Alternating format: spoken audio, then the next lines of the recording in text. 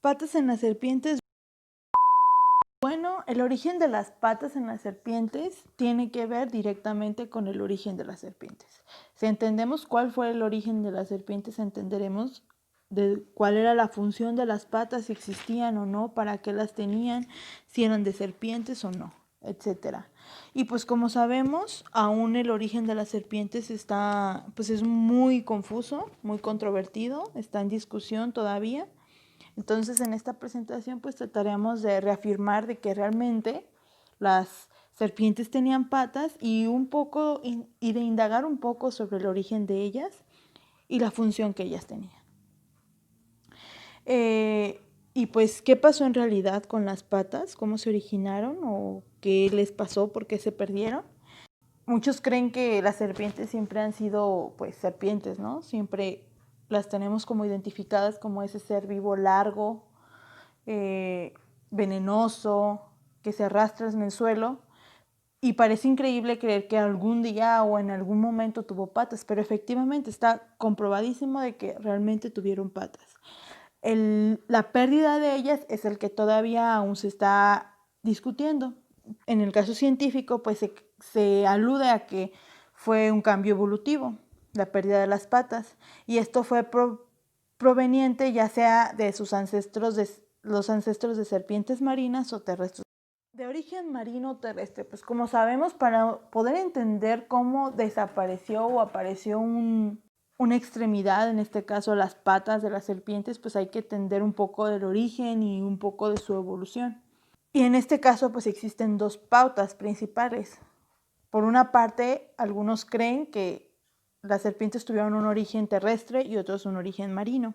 Como sabemos, el registro fósil pues es muy deficiente. El 95% de los fósiles de serpientes que se conocen solamente sean descritos, se conocen a partir de vértebras o pedazos de cráneo, pero no de ejemplares completos. Entonces, por lo tanto, la interpretación, la determinación y todo esto pues es muy subjetiva, entonces puede contraer muchísimos cambios.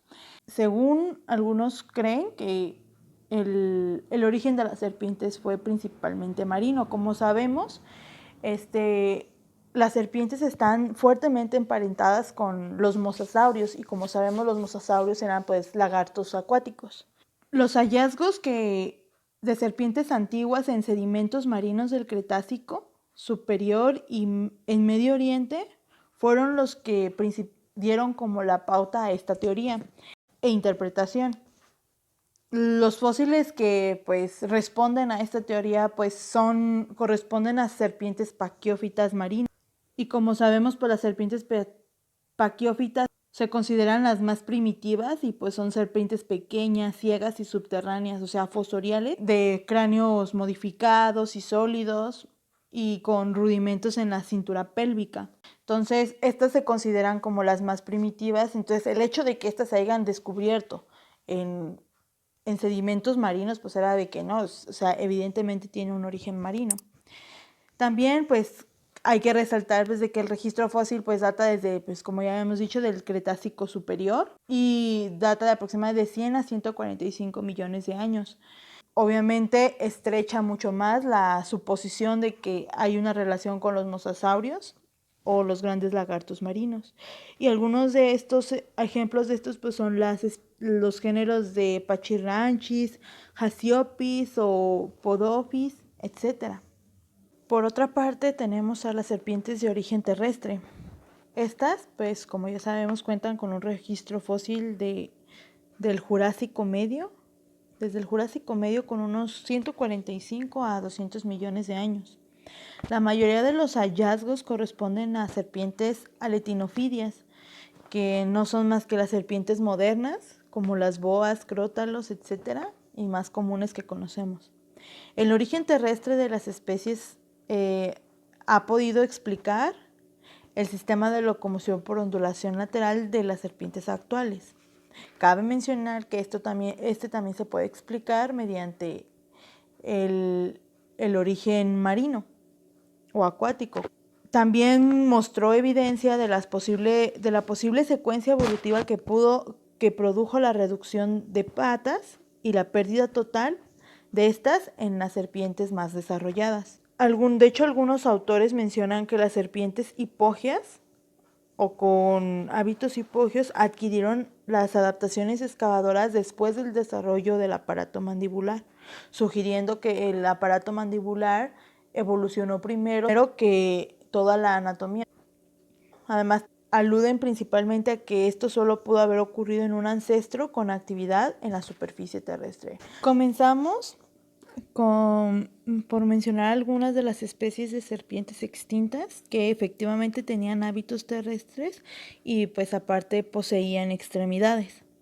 Y en primer lugar pues está Nayax.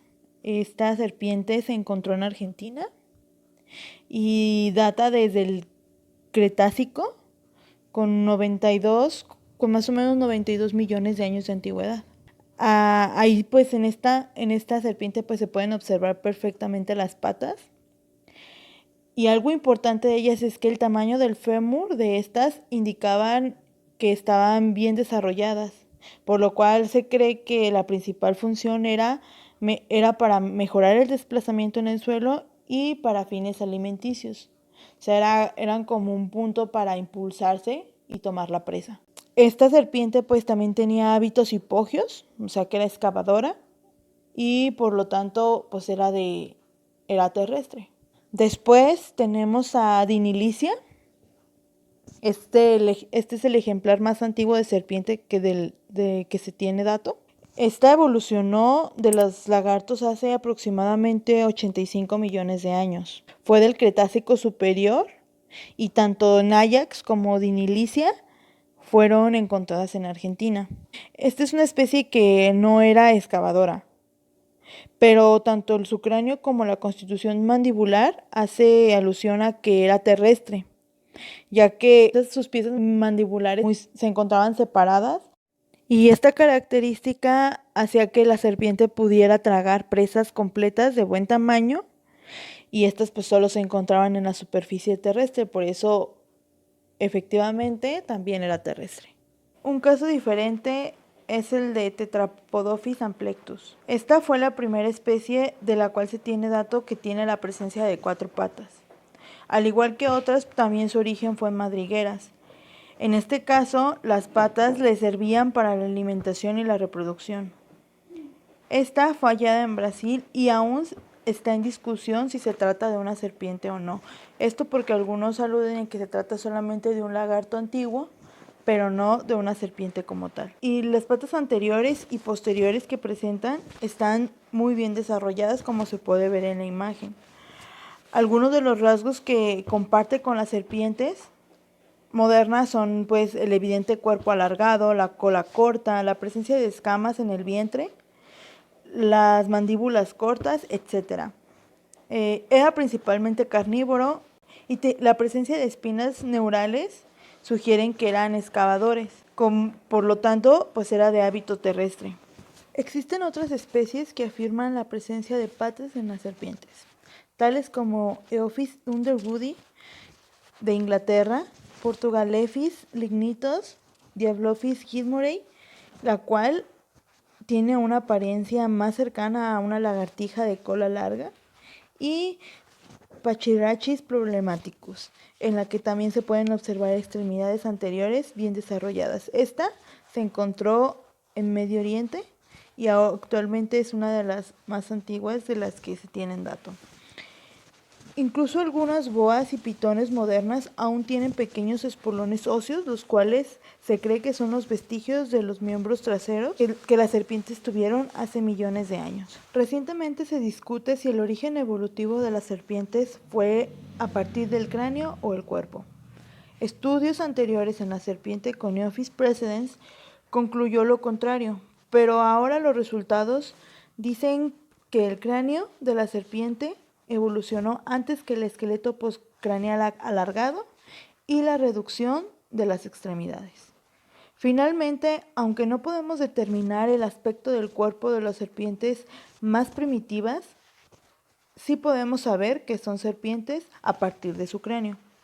por lo que es posible que la evolución clave de todo este clado fue el cráneo, y no el alargamiento y reducción de extremidades como se creía.